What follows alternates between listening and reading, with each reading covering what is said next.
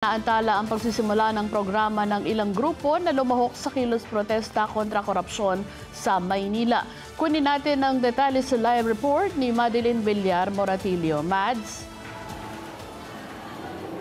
Yes, Weng. Alam mo, kanina yung binabanggit natin na nagsagawa ng kilos protesta sa bahagi ng Luneta, sa partikular na sa kabaan ng Ross Boulevard sa lungsod ng Maynila ay pagkatapos o makalipas yung pasado alas 12 ng tanghali ay sabay-sabay silang nagmarcha papunta dito sa bahaging ito ng Recto Avenue. Gusto sana nila na makalapit sa may bahagi ng Menjola at sumali sa iba pang grupo na nagsasagawa ng kilos protesta rito. Pero kung nakikita nyo sa likuran ko, hanggang dito lang sila nakapwesto malapit sa may University of the East. Dahil doon pa lang sa may bahagi ng San Sebastian, corner Recto Avenue ay may mga nakaharang ng barikada at meron ding mga barbed wire. Kaya mahirap para sa kanila yung makalapit at makaalagwa papunta sa may bahagi ng Menjola.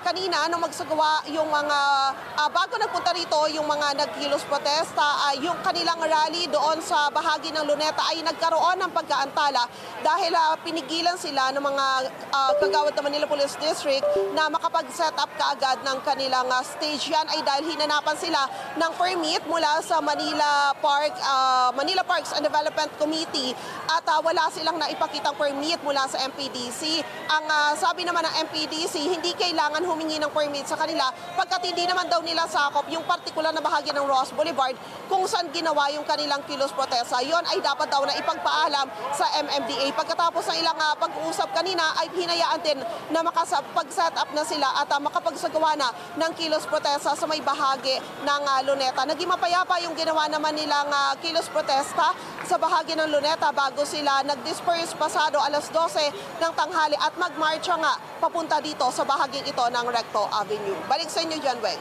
Mads, so hindi matutuloy yung originally programa nila from 6 a.m. to 6 p.m. dyan sa bahagi ng Rizal Park? Wala, Weng.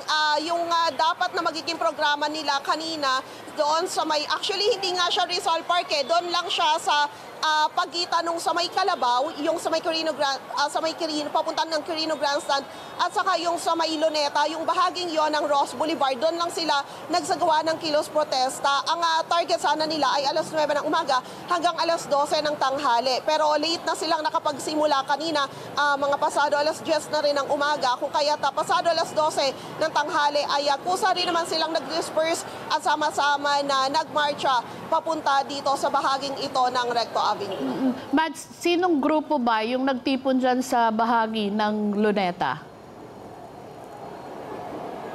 Iba't ibang mga militanteng grupo, Weng. May mga bayan muna, may mga kasama rin na miyembro ng Manibela at iba't ibang mga militanteng grupo na mga grupo ito ng mga kabataan. Yung karamihan ng mga nakita natin na sumali kanina sa bahagi ng Luneta.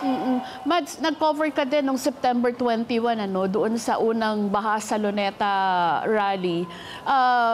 Gaano mo may kukumpara yung nangyari noong September 21 dito sa araw na to sa dami ng mga taong nakipag-participate? Alam mo, Weng, kung ikukumpara natin, nung September 21, mas marami yung nagsagawa ng kilos protesta at sumali doon sa Baha sa Luneta. At may mga nakita tayo, ngayon kasi karamihan na nakita natin, mga militanteng grupo, mga grupo ng mga kabataan na nanggaling sa iba't ibang lugar sa Metro Manila.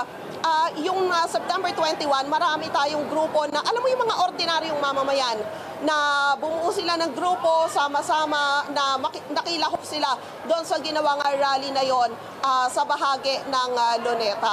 At noong September 21, nag-ikot-ikot tayo dito sa Maynila noon, maging sa may Liwasang Bonifacio. May iba't ibang grupo naman na nagsagawa rin ng kilos protesta. Pero kanina, inikutan natin yung bahagi ng Liwasan ay malinis at walang nagsasagawa ng kilos protesta. Kung kaya't yung ibang mga grupo, nagpunta na sila dito sa bahaging ito ng Recto Avenue. Mads, anong inaasahan na mangyayari dyan sa bahagi ng Recto Avenue since hindi naman sila makakalapit sa bahagi ng Menjola? Ayun nga, Weng, ang target talaga sana nila ay makalapit. Pero sa mga oras na to ay nagmamarcha sila papuntang ito sa may bahagi yan ng Nicanor Reyes Street. Mukhang kakanan sila doon sa may papunta ng FEU. Kanina naririnig natin yung mga kabataan na sumisigaw sila ng atras-atras at pinaaatras nila yung kanilang mga kasamahan. Hindi lang natin matiyak, Weng, kung maghahanap ba sila ng ng ibang daanan para makalapit sila papunta dito sa may bahagi ng Mindiola sapagkat yun talaga yung kanilang target. Kasi kung sasabihin mo naman na umaabante yung mga pulis, kanina kasi nung pagdating natin dito, hanggang dito lang sila sa may, kung natatanong nyo, hanggang sa may Loyola yung kanilang pwesto kanina bago sila umabante papunta ngayon dito sa may bahagi ng Nicanor Reyes.